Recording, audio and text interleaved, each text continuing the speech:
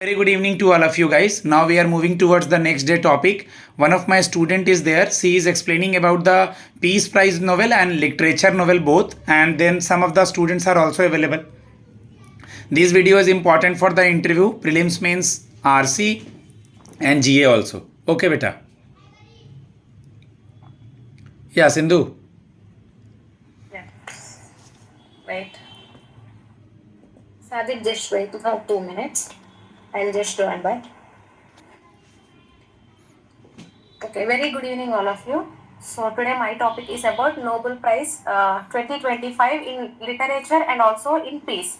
So in literature, we got Nobel Peace Prize from one person, and also in peace for Nobel Peace for one person and literature fund for one person is said.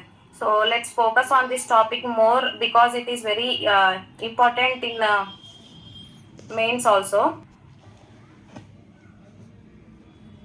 Very good evening, all of you. So today my topic is about Nobel Prize 2025 in literature and in peace. So in literature, one of the person from Hungary, his name is Laszlo Krasnar.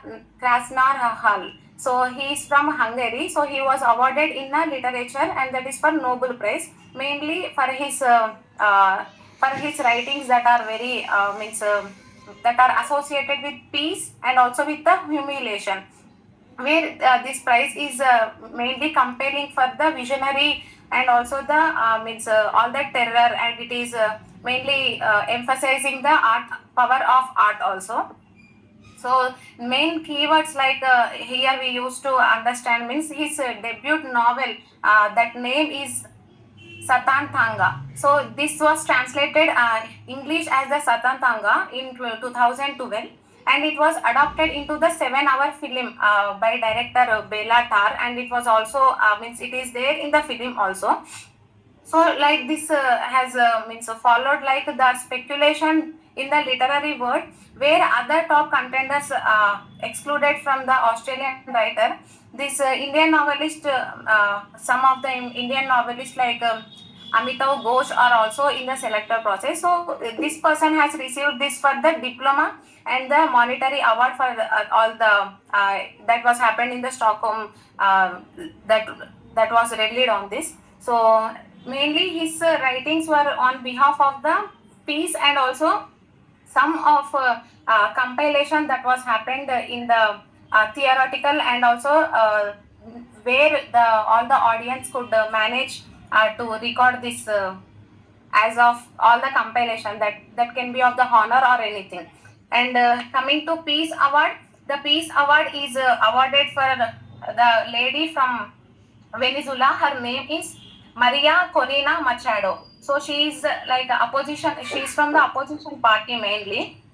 So she was awarded for Peace Prize. Like this was awarded for her dedication for promoting towards the harmony and peace, and her efforts towards the peace and harmony are for the translation of means converting all the dictatorship into the democracy. She was means she belongs to Venezuela opposition, and despite of being blocked from 2024 from presidential election, she continued her efforts like in campaigning, in awareing the people to completely eradicate all the what was happening in the Venezuela. She gained that significant support from the audience also. So this Nobel Committee announced her like in a field called peace. So this has included like her committee was supporting like means to support all the democratic values and also the human ethics mainly. So so that she has won all the prize internationally, including the UN Rights Commission office also. Thank you. Okay. Next. Good evening. My topic is, are workers' rights being eroded? In this इस article में ये बोल रहे हैं कि क्या जो workers हैं उनके जो राइट्स है उसका प्रॉब्लम हो रहा है क्या कुछ, तो इसके बारे में बताया गया हुआ है। इसका मतलब बताया गया कि कैसे उनके वर्क प्लेस पे उनके एक्सीडेंटल हो रहे हैं, और कैसे जो भी सब इंडियन वर्कर्स हैं उनके जो उनसे जुड़े जो सेफ्टी मेजर्स है, कैसे वो उनके लॉज है वो कैसे कमजोर होते जा रहे हैं, उसके बारे में बात की गई है। और इसका एग्जाम्पल दिया हुआ है कि 30 जून को गुजरात में सिनाची इंडस्ट्री जो है, उसके जो केमिकल प्लांट्स में एक रिएक्टर के फटने से 10 जो वर्कर्स है उनकी डेथ हो गई। और 31 जुलाई को तमिलनाडु में गुरु गुल गुल्लू गोकुलेस इंडस्ट्री है जो, वहां पे फायर विस्फोट हो गया और उसके वजह से भी 11 जो हैं वर्कर्स उनकी डेथ हो गई। और ऐसे 30 सितंबर को भी चेन्नई में इरोन एक थर्म्स पावर है, उसके मतलब कार फोर्डिंग के ढहने से 12 मजदूरों की डेथ हो गई। तो ये बता रहे हैं कि कैसे यहाँ पर इतने सारे एक्सीडेंट हो जाते हैं, मतलब उनका प्रॉपर सेफ्टी मेजर्स नहीं है। तो खास करके मतलब जो ऐसे जो है ना कि जिन अनऑर्गेनाइजेशन संगठन है, जिसका ऑर्गेनाइजेशन है, उसके वजह से उनको तो मतलब ज्यादा ये सुरक्षा वगैरह मिलती नहीं है।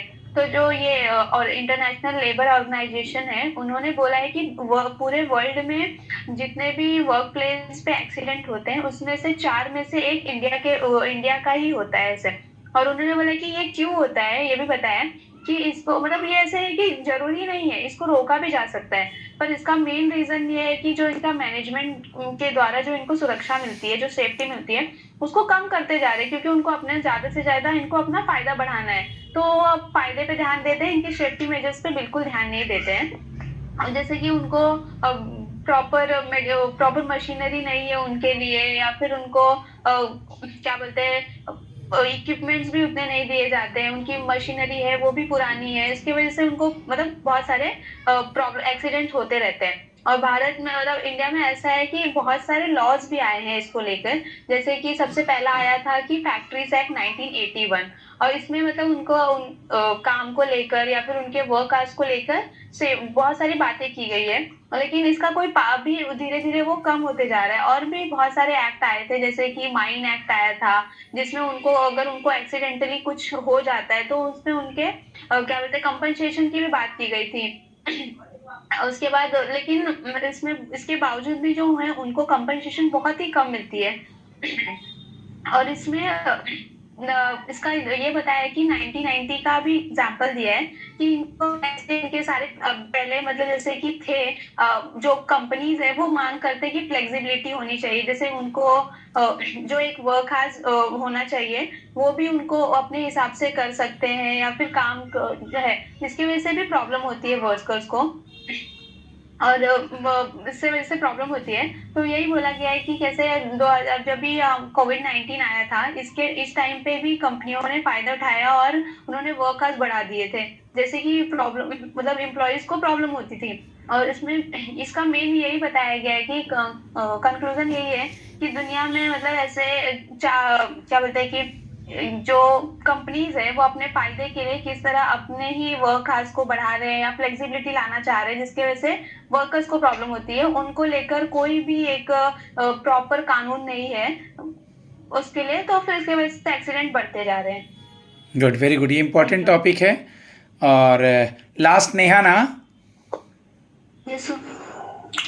Good evening. My topic is IAF March 93rd anniversary with ceremonial parade at Hindon base.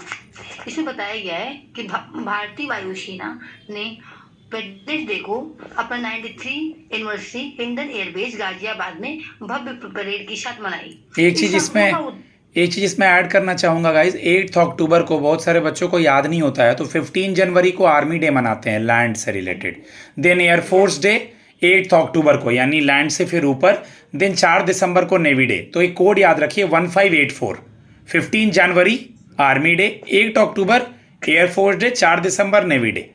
Okay Neha, continue. Yes, इस समारोह का उद्देश्य वायुसेना का विरासत, परिचालन क्षमता और नवाचार के प्रति प्रतिबद्धता को प्रदर्शित करता है। इस परेड की समीक्षा air chief marshal Amardeep Singh वायुसेना प्रमुख ने की है। कार्यक्रम में chief of defence staff general Anil Chauhan, थल सेना और नौसेना प्रमुख तथा वायुसेना के प्रमुख उपस्थित हैं। प्रेसिडेंट द्रौपदी मुर्मू और प्राइम मिनिस्टर नरेंद्र मोदी ने सोशल मीडिया के माध्यम से शुभकामनाएं दी। समारोह की शुरुआत प्रेसिडेंट कलर और आईएएफ फ्लैग के मार्च पास्ट से हुई। परेड की नेतृत्व ग्रुप कैप्टन चेतन प्रदीप देश पांडे ने किया। एयरफोर्स बैंड और एयर वॉरियर्स ड्रिल टीम ने शानदार प्रदर्शन किया। एयर चीफ ने 97 वायु योद्धाओं को पदक और प्रशंसा पत्र प्रदान किया। वायुसेना प्रमुख ने आईएएफ की यात्रा को विनम्र शुरुआत से विश्व की चौथी सबसे बड़ी वायुसेना बनाने तक बढ़ाया। उन्होंने कहा कि आईएएफ की कार्यकुशलता पर स्पीड एंड प्रेशन पर आधारित है। ऑपरेशन सिंदूर को भी इसे बताया गया, उदाहरण के रूप में बताया गया। इसमें वायुसेना का विकास यात्रा को प्रदर्शित किया गया। साथ में आकाश मिसाइल प्रणाली को प्रदर्शित की गई। इनमें आईएएफ की आधुनिकीकरण और आत्मनिर्भर को दर्शाया गया है। एयर चीफ ने कहा कि वायुसेना की कई चुनौती के अनुसार खुद को ढाल रही है। उन्होंने डिजिटल और तकनीकी प्लेटफॉर्म के उपयोग पर बल दिया। कार्यक्रम में सैनिकों के अनुशासन, एकजुटता और समर्पण को प्रदर्शित किया। यह वायुसेना दिवस समारोह का समर्पण कार्यक्रम होगा। यह आयोजन भारतीय वायुसेना की शौर्य, समर्पण और आधुनिकीकरण की प्रतीक रहा है। इसका कंक्लूजन है, भारतीय वायुसेना ने 93 एनिवर्सरी पर हिडन एयरबेस के परेड ने यह दर्शाया कि आईएएफ का केवल परंपरा और अनुशासन का प्रतीक है, बल्कि आधुनिक तकनीक और नवाचार के लैस तक सशक्त बल भी है। यह समारोह देश की सुरक्षा, कंक्लूड करो बेटा, और कंक्लूड करो। गौरव का प्रतीक रहा। सर कंक्लूजन हो गया। Thank you. ठीक है थैंक यू।